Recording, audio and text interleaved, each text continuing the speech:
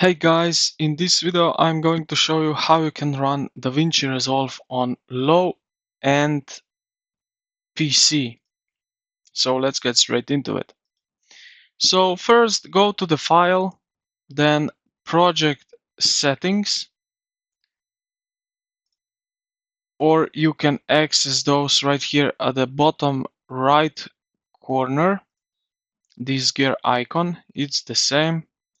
Then master settings, so the first one here, and set your timeline resolution to like it is right here, or you can even lower it a little bit, for example to 1200 here, and this one HD 720p, so you can also set for this one.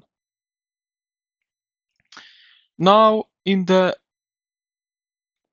playback menu right here at the top, and then timeline playback resolution, you set this to half or quarter. This reduces the quality of the preview in the viewer video, affecting the actual files. Now in the preferences, this is here Davinci Resolve preferences, and then if you go to the media storage, so now in project settings we can lower the resolution of proxies. So let's go to the project settings, then master settings and proxy media settings. So we see here proxy media resolution. You can choose automatically or original, half, quarter, and so on. Proxy media format, we can change that. We can optimize media resolution, optimize media format, and so on.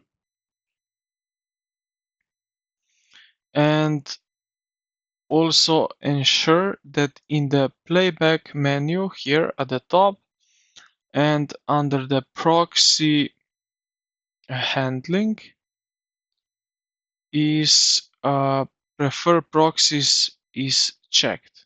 So this one right here, proxy handling, this one needs to be checked.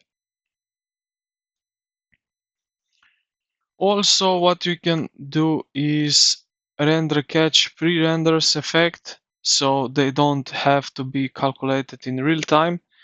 So also we go back here to playback, render cache, and set these to smart.